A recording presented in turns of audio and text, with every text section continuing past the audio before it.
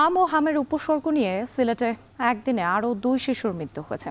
এদিকে বগুড়ায় হামের প্রকোপ মোকাবেলায় চিকিৎসা দেওয়া হচ্ছে শহীদ জিয়াউর রহমান মেডিকেল কলেজ হাসপাতালের বিশেষ ইউনিটে। সেখানে হাম উপসর্গে সেবা নিচ্ছেন প্রায় অর্ধশত রোগী। এ নিয়ে আরও জানাতে সিলেটের শহীদ শামসুদ্দিন হাসপাতাল থেকে গুলজার আহমেদ এবং বগুড়ার শহীদ জিয়াউর রহমান মেডিকেল কলেজ হাসপাতাল থেকে রাজীব সেলিম যুক্ত হচ্ছেন আমাদের সঙ্গে। প্রথমেই যাচ্ছি সিলেটে গুলজারের কাছে। গুলজার, হাম ও হামের উপসর্গ নিয়ে সিলেটে একদিনে 2 শিশুর মৃত্যুর কথা আমরা শুনতে পেয়েছি। চিকিৎসকরা আসলে কি বলছেন? চিকিৎসা সেবা নিতে আসলে কোনো ঘাটতি ছিল কিনা, তাদের সঙ্গে আপনার কথা হয়েছে কিনা?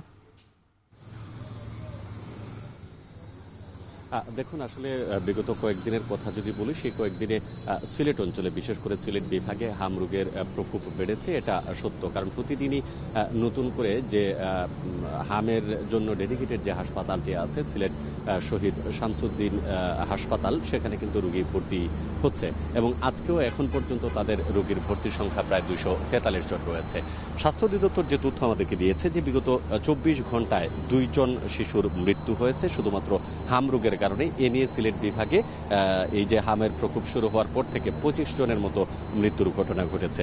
চিকিৎসকরা যেটা বলছেন, যে শিশুরা মারা যাচ্ছে তাদের বয়স 3 মাস থেকে 2 বছরের ভেতরের অধিক শিশু তারা কিন্তু রয়েছেন এবং প্রধান কারণ হিসেবে তারা বলছেন যে রুবেলা হাম টিকা না দেওয়ার কারণে এই প্রকোপটা তাদের বেড়েছে।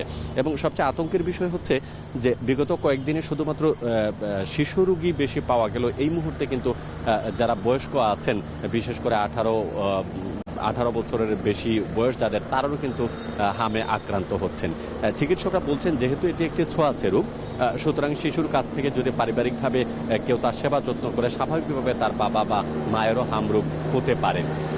এই পরিপ্রেক্ষিতে তারা বলছেন সবচেয়ে বেশি যে জোর দিচ্ছেন, যেহেতু সরকার এই মুহূর্তে আসলে হাম রোগের টিকা যথেষ্ট রয়েছে, সবাই যদি একটু সচেতন হয় এবং সময় মতো যদি সেই হাম রোগের টিকাটা নিতে পারে, তাহলে হয়তোবা এর প্রতিরোধ করাটা কিছুটা সম্ভব হবে দ্রুত গতিতে। তা না হলে যে হারে আসলে বৃদ্ধি বা সংক্রমণ বাড়ছে, সেই হার কিন্তু অব্যাহত থাকলে সামনে আরও অশনি সংকেত রয়েছে।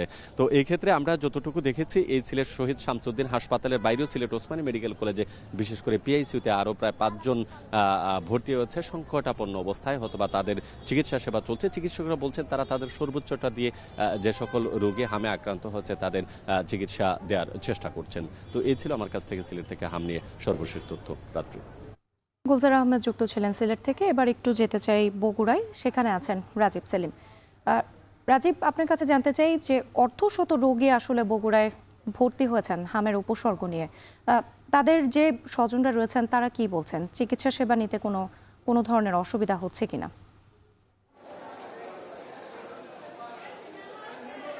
হ্যাঁ, প্রতিদিনই বগুড়ায় নতুন নতুন হামের রোগী ভর্তি হচ্ছেন এবং তারা সেবা নিতে বগুড়ার শহীদ জিয়াউর রহমান মেডিকেল কলেজ হাসপাতালের যে বিশেষ ইউনিট করা হয়েছে সেখানে আসছেন এবং তারা সেবা নিচ্ছেন এবং রোগীর আত্মীয় স্বজন যারা রয়েছেন তাদের সাথে কথা বলেছি। তাদের হামের চিকিৎসা সেবা নিতে সেরকম কোনো অভিযোগ শোনা যায়নি। তারা যথেষ্ট সন্তুষ্ট এবং এখানে প্রতিদিনই নতুন নতুন রোগী ভর্তি হচ্ছেন এবং তারা চিকিৎসা নিচ্ছেন। এই পর্যন্ত সব মিলে 284 জন রোগী চিকিৎসা সেবা নিয়েছেন। সেটি গেল 29 মার্চ থেকে, অর্থাৎ 1.5 মাসে 284 জন রোগী এখানে হামের উপসর্গ নিয়ে এসে চিকিৎসা সেবা নিয়েছেন এবং এখন পর্যন্ত ভর্তি রয়েছে 45 জন রোগী যারা এখানে চিকিৎসা সেবা নিচ্ছেন। এবং বগুড়ার শহীদ জিয়াউর রহমান মেডিকেল কলেজ হাসপাতালে সর্বপ্রথম 10টি বেডের একটি ওয়ার্ড হামের সেবা দেওয়ার জন্য প্রস্তুত করা হয় এবং তারপর রোগী বাড়ার সাথে সাথে কিন্তু এর আসন সংখ্যা বৃদ্ধি করা হয় এবং এখন পর্যন্ত সব মিলিয়ে 45 জন রোগী সেবা নিচ্ছে এবং 50টি বেডে উন্নীত করা হয়েছে সেই হামের যে ওয়ার্ড, সেই ওয়ার্ডটি।